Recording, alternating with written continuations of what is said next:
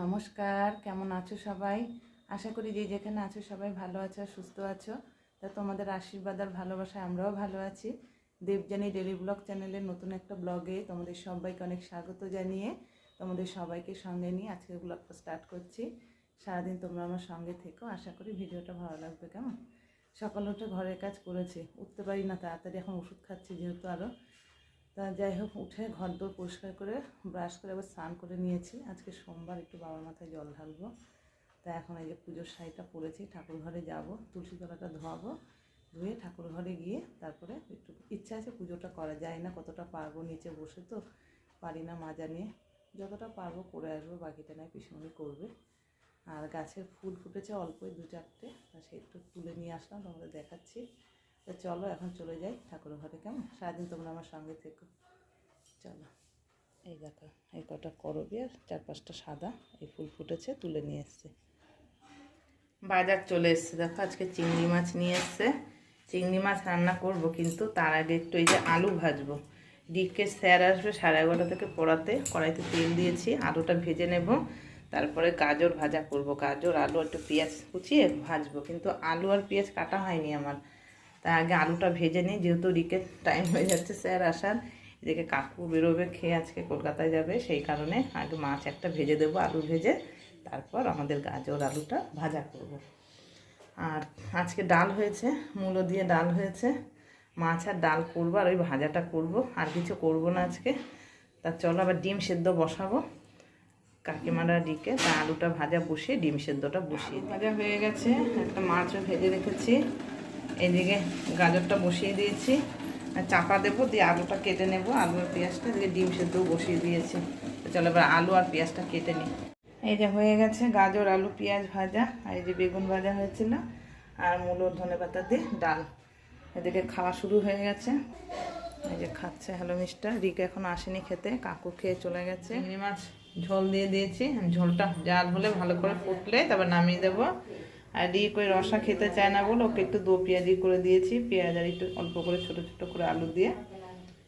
এই মাছটা রান্না হলে একটু ভাত বসিয়েছি, ভাতটা হলে তারপরে নামিয়ে হয়ে যাবে, রান্না কমপ্লিট। গুড ইভিনিং বন্ধু, তোমাদের সবাইকে। সেই চিংড়ি মাছ রান্না করছিলাম, মানে রান্না তখন হচ্ছে আর কি, কড়াইতে ছিল মাছ, সেই তখন ভিডিও করেছি লাস্ট। আর তো তোমাদের সামনে আসেও নি, তোমাদের সঙ্গে কোনো কিছু শেয়ার করা হয়নি।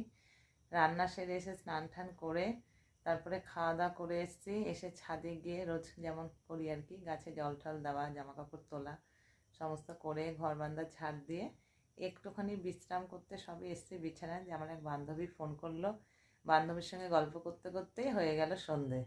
তারপর সন্ধে টন্ধে দিয়ে এখন বসেছি একটুখানি ঘর গোছাতে।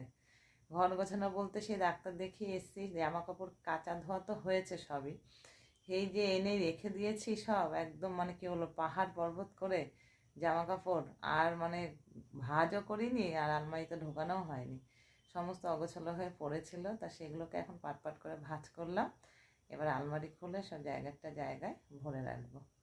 দেখো তোমাদের সেটা দেখ, এগুলো সব ভাঁজ করেছি রোদ ফোদ দিয়ে, আর ওগুলো সব কাঁচা ধোয়া হয়েছে। আর এই গেঞ্জি দুটো নতুন, যেদিনকে আমরা গেলাম ডাক্তারের কাছে আর কি দেখাতে, কলকাতায় যাচ্ছিলাম, সেদিন আমাদের বাড়িতে এসেছিলো যে সব আমার এক দিদি এক যা আর কি, তা তোমাদের তো সব দেখালাম। তা নিউজিল্যান্ড থেকে এক ভাসুর এসেছিলেন, তা ওনারাই নিয়ে এসছেন আর কি আমার রিকের জন্য দুটো গেঞ্জি, আর আমার জন্য এই গিফট হিসাবে এই বেডশিটটা নিয়ে এসছে, আর একটা শাড়ি দিয়েছে। তা শাড়িটা পরেছি, পরে রেখে দিয়েছি, সেটা দেখাতে পারলাম না, একদিন পুজো করেছি শাড়িটা পরে। তা এইগুলো সব নতুন আর কি গিফটে পাওয়া, এগুলো এখন সব আলমারিতে গোছ করে ঢুকিয়ে দেবো।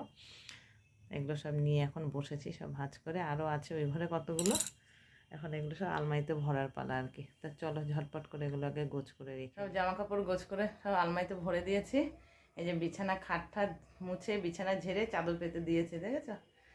সব কাজ কমপ্লিট। ঘরে আলমারিটা একটু গোছানোর দরকার ছিল, শোকেস আলমারিটা গুছিয়ে নিয়েছি। আর কাঁচার জামা কাপড় যে কত জমেছে কি বলবো, দেখাচ্ছি তোমাদের, দেখো চেয়ার ভর্তি করে একদম সব জামা কাপড় রেখে দিয়েছি। বিছানার চাদর আছে দুটো, খাটের বালিশের কভার, জামা প্যান্ট দিয়ে প্রচুর হয়ে গেছে, কবে কেচে ধুয়ে উঠতে পারবো জানি না। যাই 7:25 বাজে, এবার নিচে নামি, গিয়ে চা করি, চা করে খেয়ে তারপর ভাত বসিয়ে দিই, আবার 8টায় আমার ওষুধ আছে।